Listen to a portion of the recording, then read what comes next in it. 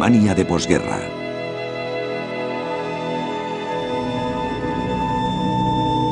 Alemania, 3 años después de la guerra. Las ciudades todavía estaban en ruinas. Los alemanes derrotados no tenían idea de qué les deparaba el porvenir. Estaban en manos de los vencedores, que gobernaban Alemania dividida en 4 zonas diferentes. En el oeste estaban los norteamericanos, los británicos y los franceses, y en el este los soviéticos. En 1945, los vencedores habían acordado que Alemania debía permanecer unificada, pero los aliados estuvieron discutiéndolo durante algún tiempo. Por supuesto, había diferentes opiniones sobre el futuro de Alemania. Se agravaron las desavenencias entre los soviéticos y los norteamericanos.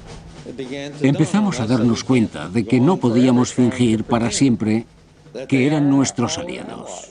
El conflicto este-oeste se intensificó con el bloqueo de Berlín. El puente aéreo de los británicos y los estadounidenses se ganó el corazón de los alemanes. El cambio se produjo cuando ayudamos a toda Alemania desde Berlín. Las fronteras de Europa habían sido modificadas. Millones de personas habían perdido su patria. Era gente desarraigada que buscaba un lugar donde establecerse. Y muchos estaban hambrientos. Alemania era un país muy lejos de la civilización. La gente tenía hambre. Los niños estaban enfermizos, delgados y pálidos, muy pálidos. Con la escasez de la posguerra, prosperó el mercado negro. Vencedores y vencidos estaban cada vez más cerca de una forma u otra. Había camareras de 30 y 40 años que se liaban con soldados de 18 años. Eran un billete para escapar de la miseria de Alemania.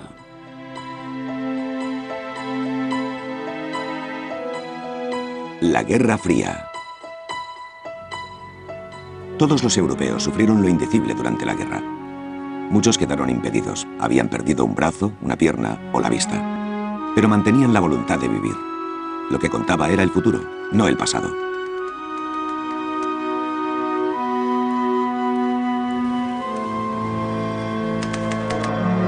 Was dagegen echter Lebenswille und Energievermögen zeigt der doppelt beinamputierte Gottlieb Heinzelmann, der sich dieses Haus ganz allein erbaut hat. Hans Braun había sido prisionero de guerra en Francia. Perdió ambas piernas en una operación de limpieza de minas. Cuando volvió a casa, sus padres ya sabían lo que le había ocurrido.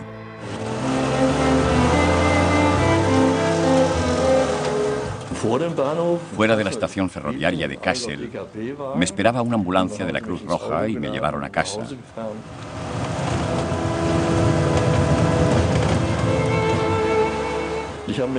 Me dije a mí mismo, tienes que ser fuerte. No puedes pensar demasiado en el pasado. Has perdido las piernas, pero no hay lugar para lloros ni lamentaciones. Todavía tienes los brazos, las manos y los ojos. Hans Braun había estado ingresado en un hospital militar de Francia durante meses. Sus padres esperaban impacientemente su regreso e hicieron todo lo posible para que al volver a casa se sintiera cómodo.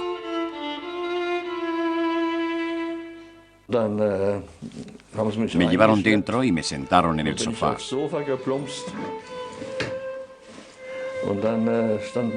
Mi padre se quedó allí con su pipa mirándome fijamente.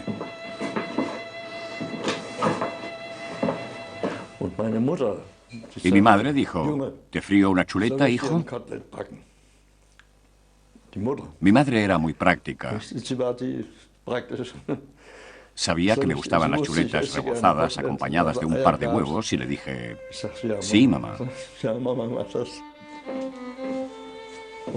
Y entonces me sentí como en casa.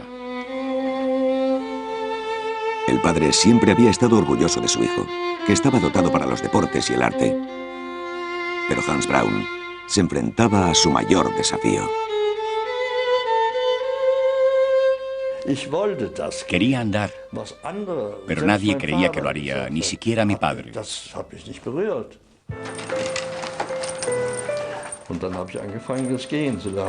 Pero empecé a intentar caminar.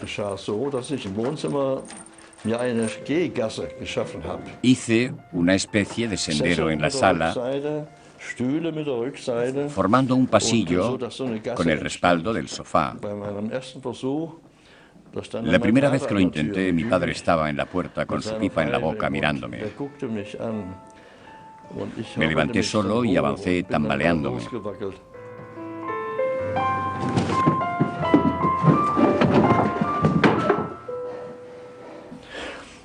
Hice ese ejercicio durante 6 semanas y cada día llegaba un poco más lejos.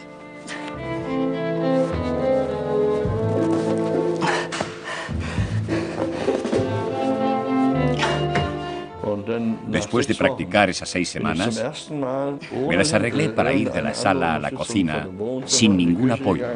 Y dije, papá, ya puedo andar.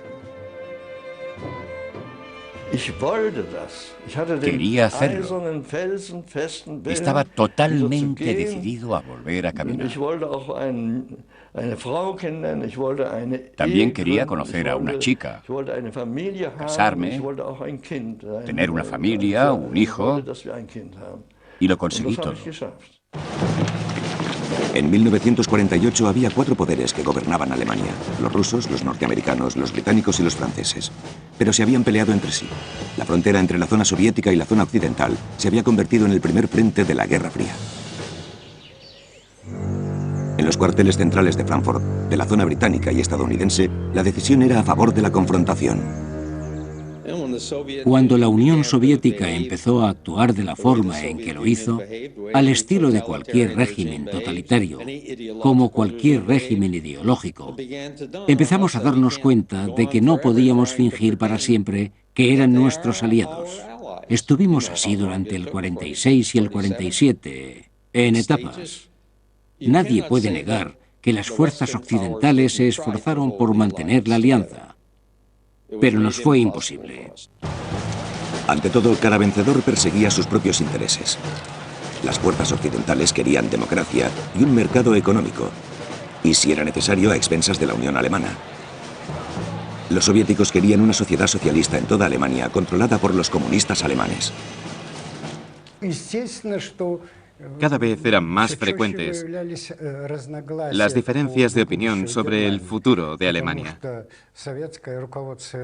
Porque en esa difícil situación, el gobierno militar soviético, es decir, Moscú, insistía en establecer un gobierno unificado que, por lo menos, se ocupara de la economía. Pero las fuerzas occidentales se opusieron rotundamente. No solo había conflictos entre los soviéticos y los norteamericanos. Cada fuerza de ocupación tenía sus propios proyectos.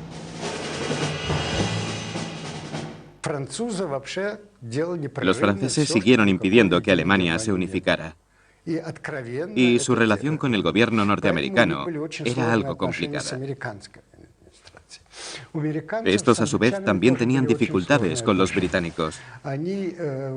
Era a nivel político y tenía que ver con el hecho de que el gobierno de Gran Bretaña era laborista, que respaldaba a las fuerzas izquierdistas de Alemania. Lo que no gustaba a los norteamericanos, que deseaban una política cada vez más conservadora en su zona de ocupación. Las fuerzas de ocupación se peleaban por asuntos importantes, pero también por cosas de menor importancia. Lo que era bueno en una zona no lo era en las otras. Alemania tenía muchísimos problemas y cada una de las fuerzas los resolvía de forma diferente. Por ejemplo, los norteamericanos fueron los primeros en liberar a todos los prisioneros de guerra alemanes.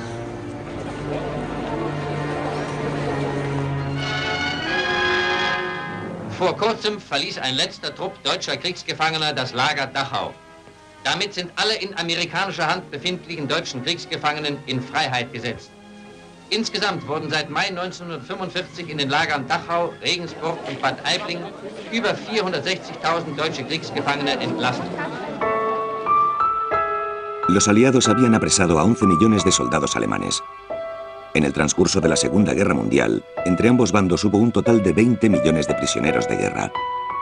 Los aliados intentaban devolverlos a la vida civil.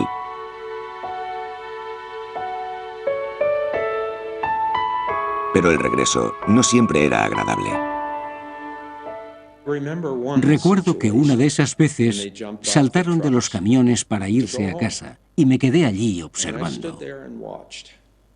Nadie vino a recibirlos. ¿Qué podías decir de ellos? Aunque lucharan a favor de una causa equivocada, por lo menos casi todos lucharon bien.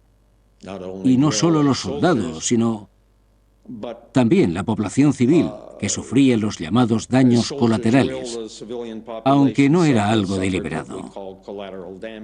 Y pensé, están aquí y nadie ha venido a recibirlos, después de sobrevivir y luchar durante tanto tiempo. No había mujeres. Probablemente muchas mujeres estaban con las fuerzas de ocupación. Los que fueron liberados tuvieron que seguir un largo proceso. Algunos tuvieron suerte y les dieron ropas del ejército norteamericano, pero eso les causó problemas en otras zonas. En Karlsruhe, los norteamericanos liberaron a un centenar de prisioneros de guerra. Les dieron uniformes del ejército para que se vistieran con ellos a su regreso a Friburgo. El general al mando en Friburgo envió soldados para que los arrestaran. Los condujeron a unos barracones, los desnudaron y los enviaron a casa en ropa interior. Muchos no podían regresar a casa porque las fronteras de la Europa oriental y central habían cambiado después de la guerra. Los antiguos territorios del este de Alemania estaban ahora bajo la administración polaca o rusa. Parte del este de Polonia estaba gobernada por los soviéticos. Había grandes migraciones de población.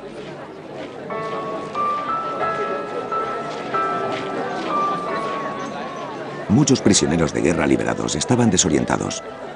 Buscaban a parientes que pudieran alojarles. La familia era lo único que podía dar cierta estabilidad en aquel caos.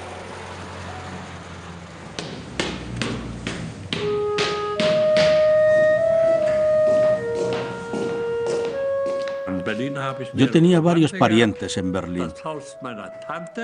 Sabía la dirección de la casa de mi tía y pensé, iré allí a ver qué encuentro.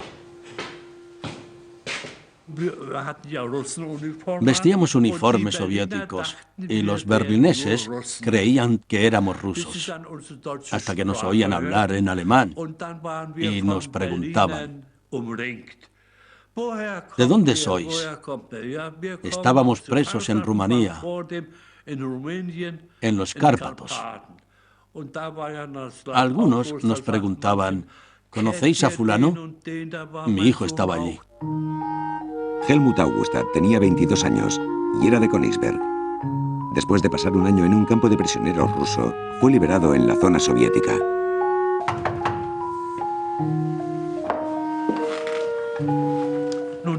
Mi tía no quería dejarme entrar. Pensaba que éramos rusos. Le dije, tía, soy Helmut. ¿No me reconoces?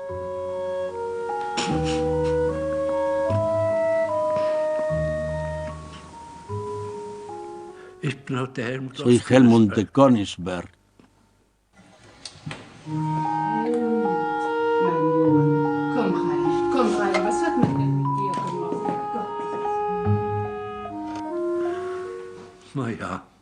Nos recibieron con mucho cariño. Yo dormía en una bañera en el sótano.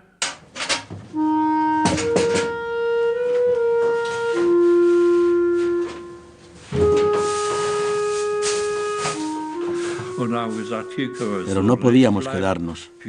Queríamos volver a casa.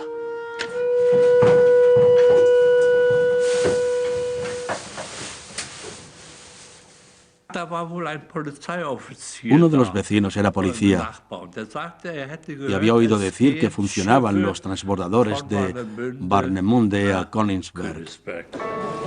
En Berlín había toda clase de rumores. Nadie sabía nada de Königsberg. Los periódicos informaban sobre conferencias y negociaciones, pero no mencionaban la situación del este de Prusia y a nadie le extrañaba. En Potsdam se decidió privar a Alemania de sus tierras del este. Pero pasó un año antes de que los soviéticos decidieran anexionar a sus territorios la zona este de Prusia. Helmut Augustat y sus amigos querían volver a casa y creyeron que podían llegar a Königsberg vía Warnemünde. Fueron a la estación de Potsdam desde donde salían trenes hacia el Báltico. Y por fin salió el tren. Iban miles de personas y tuve que estar de pie durante horas. Después de un largo viaje, llegó a Warnemünde, a orillas del Báltico.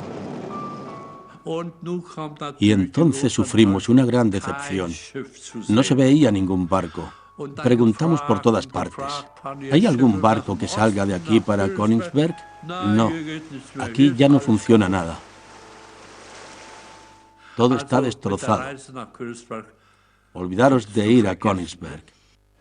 Helmut Augustad era uno de los 30 millones de personas que perdieron sus casas después de la guerra. Generaciones de sus familias habían vivido en el este. Ahora estaban desarraigados. Tuvo lugar una inmensa emigración. 6.600.000 alemanes tuvieron que dejar sus ciudades. Se reubicaron 4,5 millones de polacos. En todos los países del este de Europa se expulsaba a la gente o se mudaban. Cambió enteramente la población de las ciudades de las zonas rurales. Durante la Segunda Guerra Mundial y los años que la siguieron, desapareció el pluralismo cultural de los países del centro y el este de Europa. Ein Staat, der selbst Erbe einer ungeheuren Katastrophe ist, soll die Enterbtung aufnehmen und kann doch nicht viel anderes tun, als den endlosen Strom der Heimatvertriebenen durch Massenquartiere zu schleusen und das Elend zu registrieren. Los refugiados y reubicados tuvieron que encontrar un nuevo lugar donde vivir. Eran desconocidos en pueblos y ciudades que hasta entonces habían sido comunidades cerradas. En Alemania, las fuerzas de ocupación se encargaron de los recién llegados. Si analizas lo que ocurrió en la zona soviética, objetivamente, en vez de emocionalmente, había muchos aspectos positivos con respecto a los reubicados. Entre otros, la ayuda a los nuevos agricultores, la donación de tierras y el apoyo económico. Se les ayudó a adaptarse más deprisa y a encontrar formas de ganarse la vida. Se les dio más ayuda que en las zonas occidentales. Pero los recién llegados no fueron bienvenidos en todas partes. Desde nuestro punto de vista, el problema de la asimilación era el más importante al que se enfrentaba el gobierno militar soviético para prevenir nuevas catástrofes. La guerra había roto cientos de miles de familias en toda Europa. ¿Dónde están mi padre, mi esposa, mis hijos? En Alemania, la Cruz Roja creó un centro para la búsqueda de desaparecidos.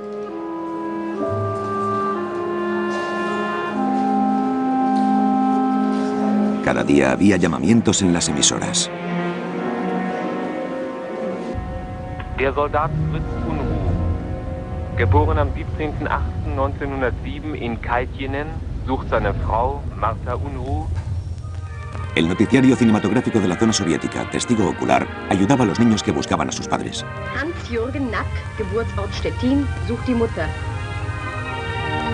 Brigitte Kowalkowski stammt aus Marienwerder und sucht die Eltern. Wolfgang Wollert, 1941 in Berlin geboren, möchte die Angehörigen wiederfinden. Erika und Hans Wegener, geboren in Dollstedt, suchen den Vater. La mayoría de estos niños perdieron a sus padres cuando se modificaron las fronteras después de la guerra. Después de 1945, la antigua Prusia y su capital, Königsberg, ahora Kaliningrado, pertenecía al círculo soviético de influencias. No había orden en la ciudad totalmente devastada. La entrega de suministros era catastrófica. Murieron muchas personas y quedaron huérfanos miles de niños.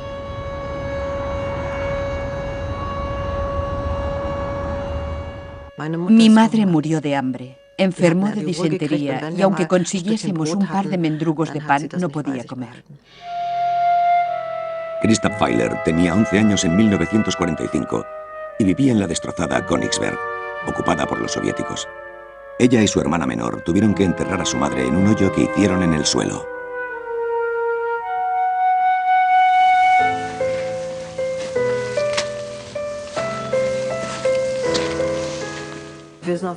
Íbamos a las ruinas para arrancar maderas de las casas destrozadas por los bombardeos.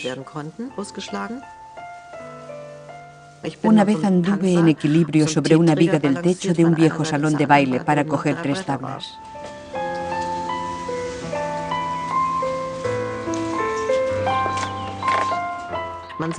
La gente decía, quisiera morir, pero morir no es tan fácil. Recuerdo que estaba al lado del agujero donde enterramos a mi madre, jurando que haría todo lo posible para no terminar como ella.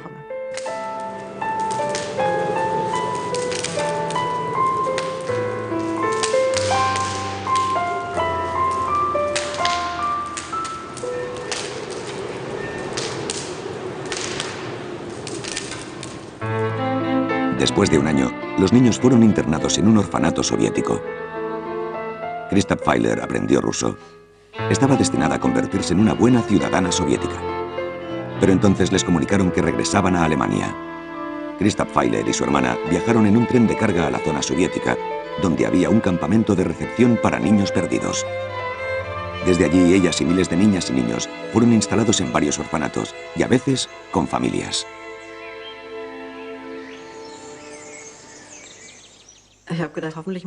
Esperaba no tener que quedarme allí. Había miles de niños, también bastantes adultos, y para mí era una pesadilla. Duchas, asistencia médica, ropa, formularios de registro, pero les faltaba calidez y amor.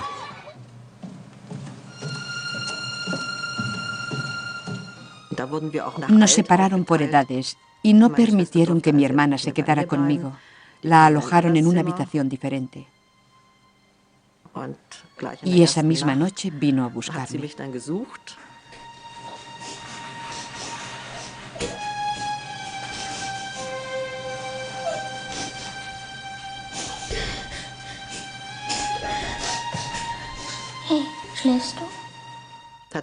Estaba llorando y dijo, estamos muy lejos de mamá y de la abuelita y quién sabe si las volveremos a ver. Y le dije, mira, allí arriba hay 2 estrellas. Esa es mamá y la otra es la abuelita. Se calmó y se acostó en mi cama. Krista Pfeiler y su hermana fueron enviadas a un nuevo orfanato más pequeño.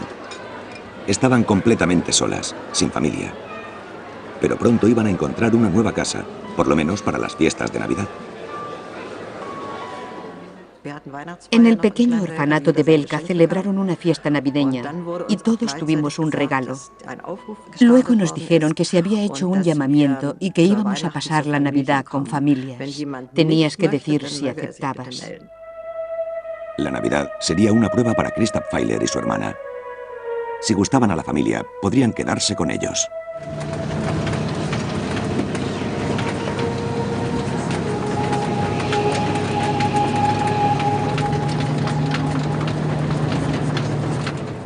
El autobús vino 2 días después y nos llevó a las casas.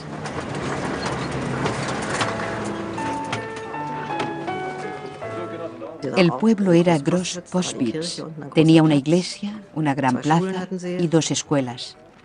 La gente que quería alojar a los niños durante la Navidad nos estaba esperando al otro lado de la plaza cuando llegamos.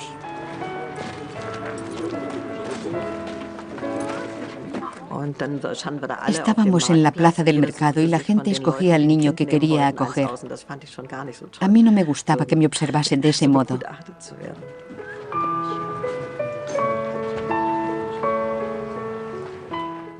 En esos momentos contienes la respiración y solo esperas que te elija una buena familia. Se acercó una señora que quería alojarme. Me dijo que tenía 2 hijos y una bonita casa y que le gustaría tenerme durante la Navidad. Y yo le dije, desearía esperar a alguien que también quisiera a Christel. Los pequeños no tenían tantas posibilidades porque la mayoría querían niños más mayores. Para algunos era bueno, pero para otros no.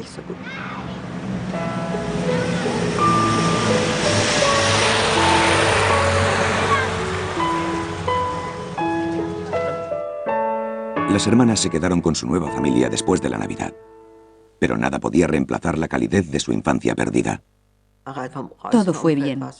La familia no era practicante, así que la Navidad fue un poco diferente a lo que era en mi casa. No cantaban villancicos, ni nada de eso. 2 años después, Christa Pfeiler se fue al oeste, como una de las miles de personas que cruzaron la frontera ilegalmente. La zona fronteriza del este estaba fuertemente custodiada y muchos no consiguieron regresar. Los noticiarios cinematográficos del este los describían como a criminales. Täglich gingen Hunderte, Tausende illegal über die Zonengrenzen. Die meisten von ihnen kleine Hamsterer. Was einer von ihnen im Koffer oder im Rucksack davon trug, war nicht viel. Aber Tausende und Abertausende solcher Fälle wurden zu einer Gefahr für die Ordnung und für die Versorgung der Zone. Unter den illegalen Grenzgängern befanden sich Schädlinge, Agenten, Saboteure. Dieser konnte sich von der verbotenen Nazi-Literatur nicht trennen.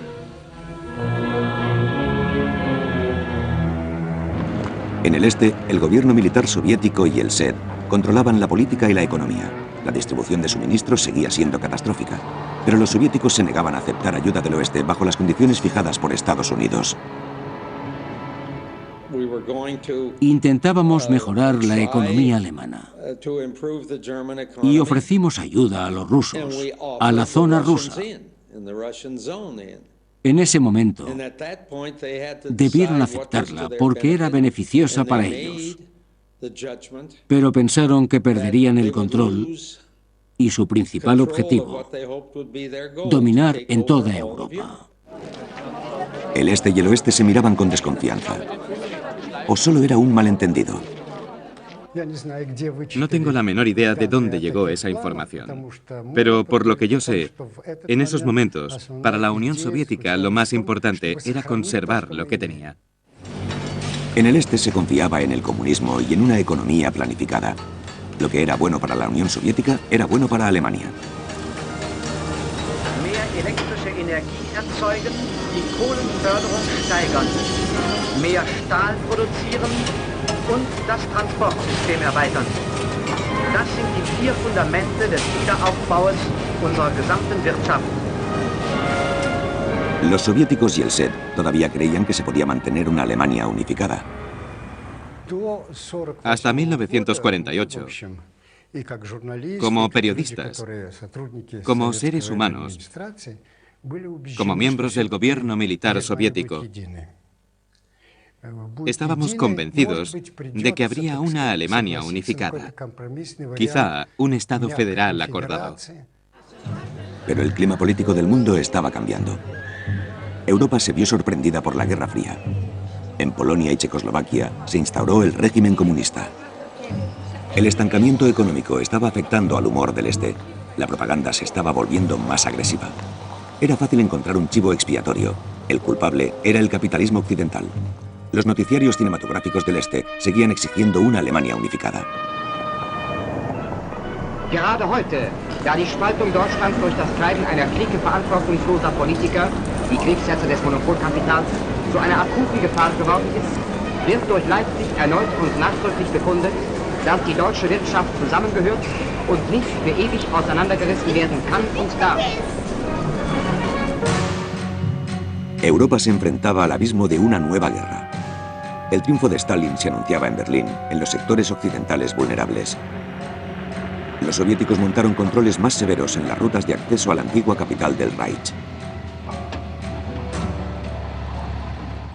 Estábamos en Berlín por la gracia de Stalin. En eso se apoyaban para ejercer presión contra nosotros. Ahí es donde podían presionarnos. Y lo hacían. Abril de 1948. Un avión de combate soviético derribó una aeronave británica que se acercaba a Berlín. Murieron 14 personas. Occidente lo vio como una provocación. Los soviéticos dijeron que había sido un accidente. Laut dem sowjetischen Gutachten hatte sich der britische Pilot bei schlechter Sicht ohne Avisierung dem sowjetischen Flugplatz Dalgo genähert. En el Consejo de Control aliado en Alemania, las 4 fuerzas habían hablado durante mucho tiempo. Ya no tenían nada más para decirse. El intento de gobernar juntos Alemania había fallado. Recibí la llamada de un compañero y me dijo, ¿sabes qué ha ocurrido? Las conversaciones en el Consejo de Control se han terminado. Inmediatamente telefoneé a un amigo del otro lado y le conté lo que había pasado. Bueno, no nos pusimos a gritar ni a arrancarnos los cabellos, pero sabíamos que las cosas habían ido muy mal. Era el mundo de la alta política. Pero había otra clase de vida en los sectores occidentales de la ciudad. Los soldados de ocupación eran jóvenes.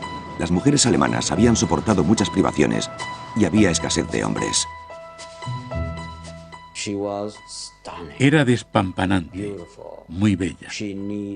Necesitaba algo para comer y yo le di algunas cosas. Y cuando nos quisimos dar cuenta, nos estábamos abrazando. Y lo hice con la idea de que sintiera que iba a cuidar de ella. El joven norteamericano Tony Vaccaro vino a Alemania como fotógrafo. Era popular entre las chicas alemanas y él sabía por qué. La chica siempre me pedía lo mismo, café. No sé si era para su madre o para ella. Tal vez lo vendían para comprar otras cosas. Yo no fumaba, pero tenía un paquete gratis todas las semanas. Un cartón. Así que les regalaba muchos cigarrillos. Y con esos cigarrillos compraban otras cosas. Se acostaban contigo por una botella de champán.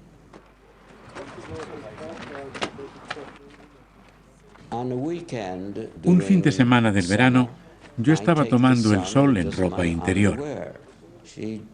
Y ella vino con un traje de baño muy viejo y se puso a mi lado. Solo estábamos los dos. No había nadie más en la casa. Estábamos hablando. Nos miramos y pasó lo que tenía que pasar. Te olvidabas de que había sido una enemiga.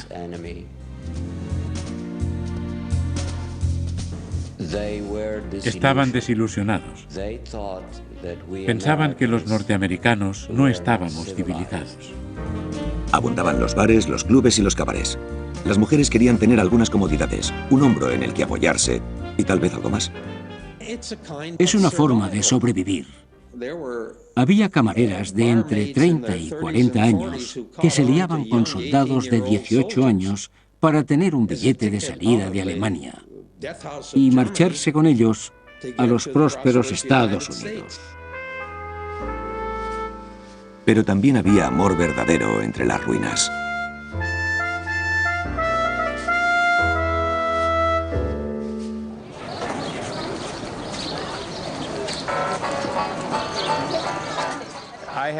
Acababa de salir de la estación de Berlín-Marienfelde. La chica estaba junto a los barracones y tenía un juego de compases, un Silkerkasten. Me preguntó, ¿le gustaría comprarlo? Me lo dijo en alemán porque no hablaba inglés. Le pregunté cuánto quería y me dijo, 2 Stangen Zigaretten, 2 cartones de cigarrillos. Y le dije, espera aquí, ahora vuelvo. Fui a buscar mi ración de 2 cartones de cigarrillos y cuando volví estaba esperando. Pero no me dio el Silkerkasten hasta que le entregué los cigarrillos.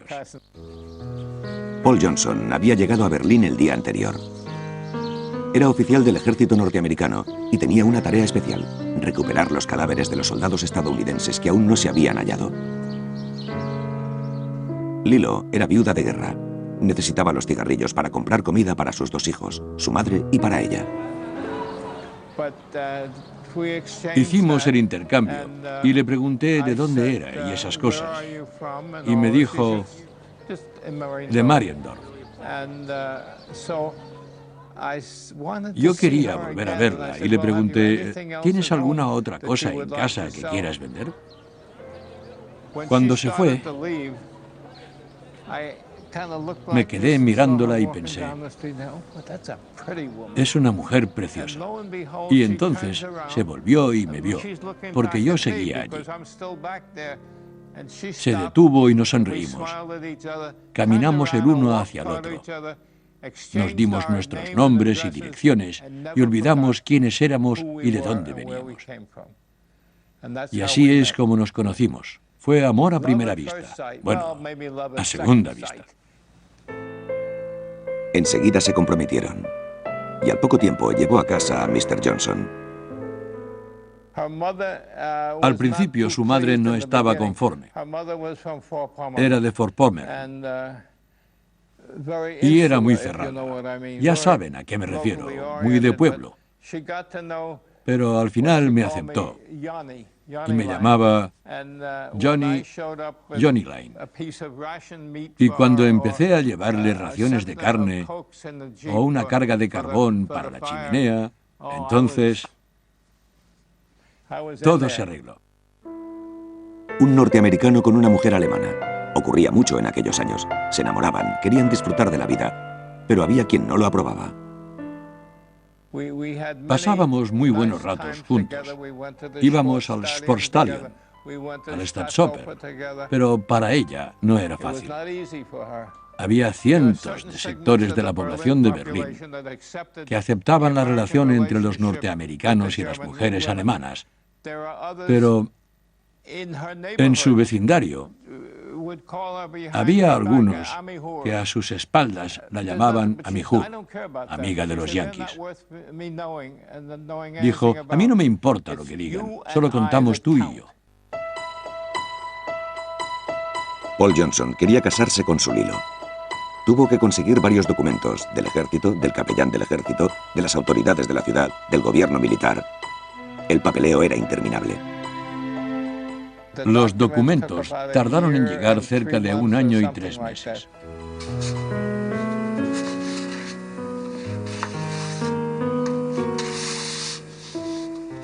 Ella tuvo que seguir todos los pasos del proceso de desnazificación. Fue tremendo para ella. Y se aseguraron de que yo no tuviera una esposa en Norteamérica. Y cosas de ese estilo. Y tuve que recorrer muchos despachos y firmar muchos papeles.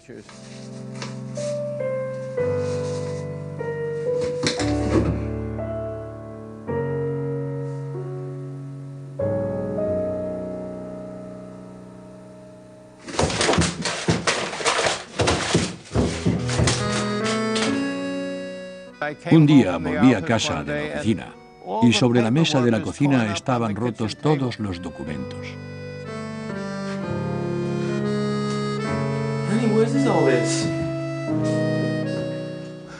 Le pregunté, ¿por qué has hecho eso?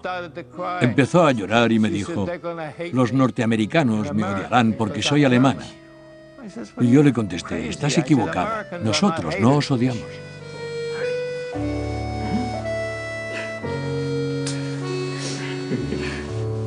Paul Johnson obtuvo todos los documentos otra vez y finalmente pudieron casarse. 2 días después tuvieron que marcharse de Alemania, llevándose a los hijos de Lilo en un barco de transporte de tropas con destino a Estados Unidos. Eran las reglas militares. Y eso no era todo. Imaginen. Acabas de casarte, tu esposa está en un camarote, tú estás en otro, deseando estar junto a ella, pero no puedes. El gobierno dice que no puedes entrar en su camarote. Y así estábamos, esperando. Fue la espera más larga de mi vida. En Alemania la gente también esperaba el nuevo dinero. La miseria del mercado negro de los años de la posguerra solo podía ser superada con una reforma de la moneda. Los soviéticos y los aliados occidentales esperaban a ver quién haría el primer movimiento. Am Vorabend des 18. Juni. Gesteigerte Nervosität, knisternde Spannung, das Gefühl, es ist soweit. Und dann war es soweit. Ein Sturm auf die Geschäfte setzt ein. Jeder will das alte Geld noch anlegen. Alle kaufen alles und die Geschäfte schließen vielfach. En las zonas occidentales, el dinero viejo se cambió por el nuevo a un porcentaje de 10-1. Se levantaron las restricciones de los precios y el mercado negro se derrumbó. Pero la nueva moneda solo era válida en el oeste. Eso planteaba una amenaza para el este.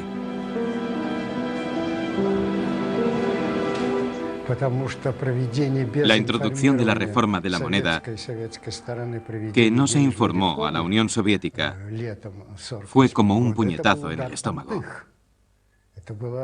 Una catástrofe. El dinero antiguo no servía para nada en la zona soviética. Y todo el dinero que había en las zonas occidentales, 3 veces más que en el este, fluyó en la zona soviética y arruinó la economía. En Berlín se palpaba la tensión. Los sectores occidentales eran islas rodeadas por los carteles triunfales de Stalin en la zona soviética. El dictador estaba decidido a forzar a los occidentales a sentarse a la mesa de negociaciones. El día siguiente a la reforma de la moneda, se cortó el suministro eléctrico a Berlín y se cerraron las carreteras del oeste. El bloqueo fue el primer gran pulso en la Guerra Fría. No imaginaban que responderíamos transportando grandes cantidades de suministros, que fletaríamos aviones con alimentos y carbón para bastante tiempo y que lo haríamos sistemáticamente. Norteamérica tenía el potencial para llevar a cabo el proyecto y lo hicimos. Y en el proceso nos ganamos a la población alemana.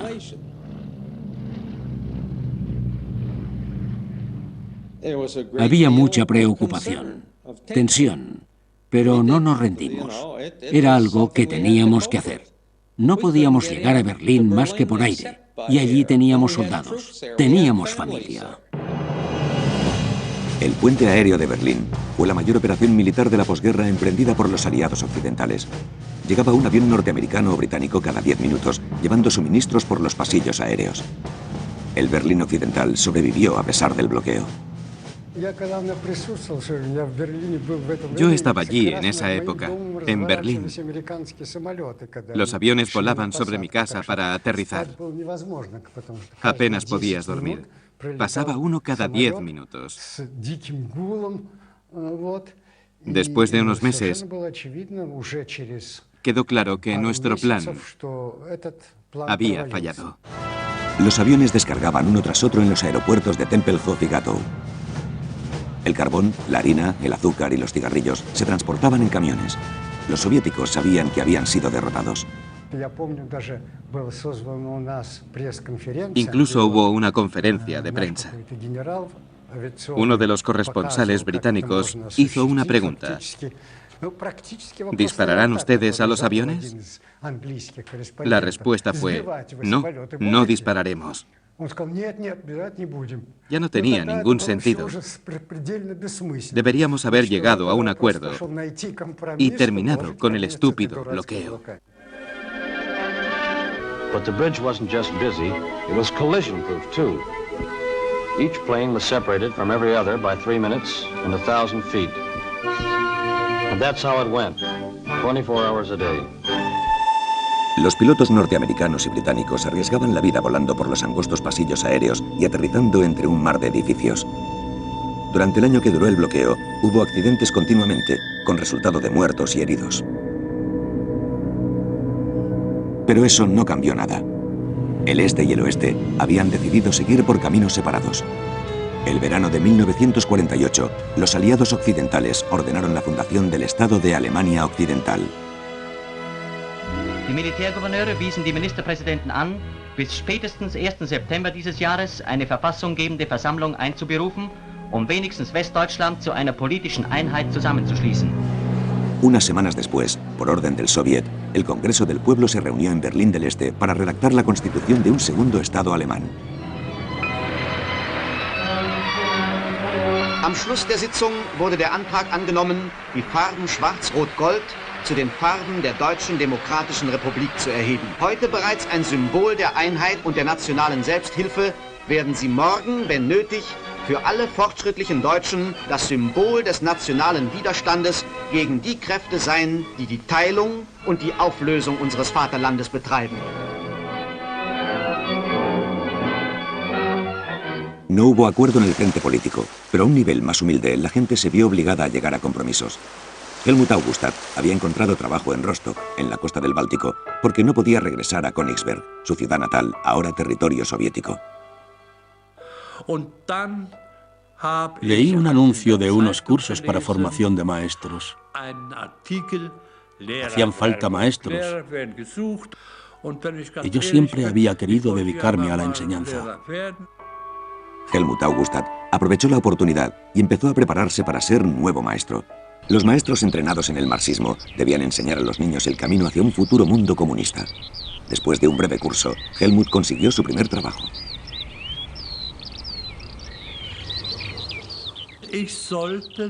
Empecé en Echavo, al este de Bad Sulze.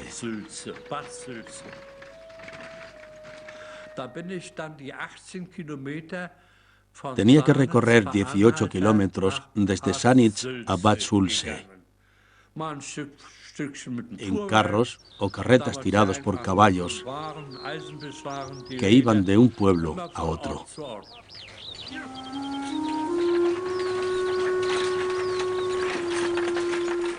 En la aldea esperaban ansiosamente a Helmut Augustat. Cuando llegué pregunté por el alcalde. Vivía en la casa de un piloto de guerra fallecido. Me presenté, se levantó de un salto y dijo: Herr Augustat, quédese aquí, por favor.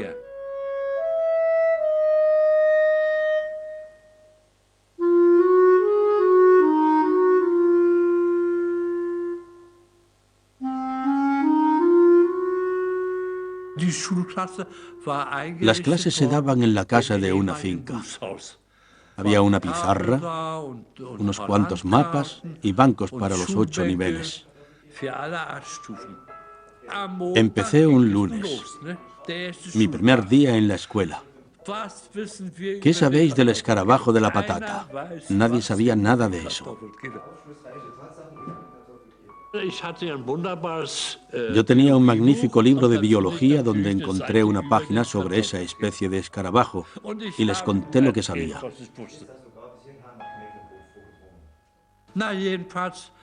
Y bueno, enseguida conocí a los alumnos y a sus padres. Iba de casa en casa todos los días. Pronto me conocí a todo el pueblo y lo pasé bien.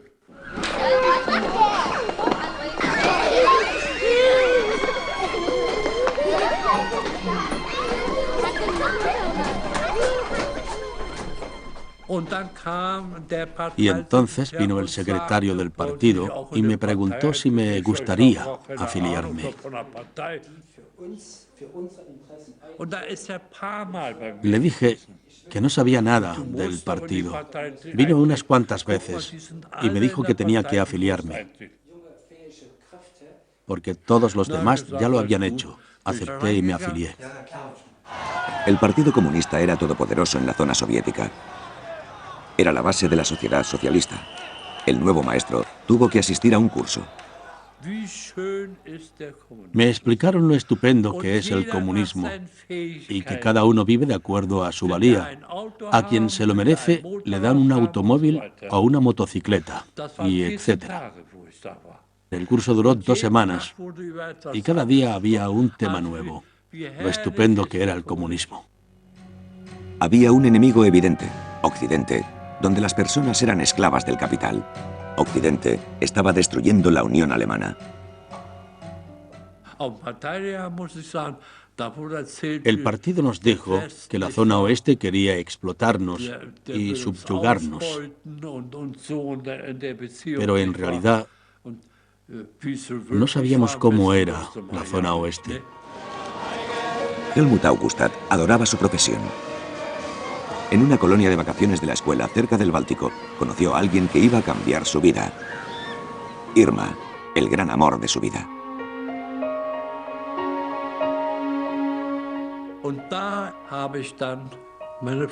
Allí conocí a mi esposa, que también era maestra, e hija de un agricultor del este de Prusia. Nos prometimos y nos casamos el 1 de octubre de ese mismo año. La gente se asentó en la Alemania dividida. En el este, en las zonas occidentales y en Berlín, donde los cielos seguían transitados por los aviones llamados bombarderos de golosinas. La batalla propagandística duró casi un año. El Berlín occidental se convirtió en el punto más caliente de la Guerra Fría y fue declarado símbolo del mundo libre. Ihr Völker der Welt, ihr Völker in Amerika, in England, in Frankreich, in Italien, schaut auf diese Stadt. El puente aéreo de Berlín, Operación Avituallamiento, se convirtió en el símbolo de una nueva amistad. My wife and I had stayed up half the night tying our candy ration up with handkerchiefs. Operation Vittles was an old story. Now I was joining what we called Operation Little Vittles for the kids of Berlin.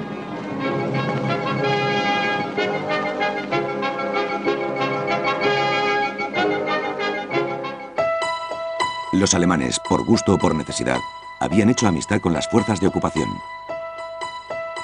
Desde ahora, iban a vivir en un país dividido, separado por el telón de acero. Estados Unidos y la Unión Soviética se veían como nuevos enemigos.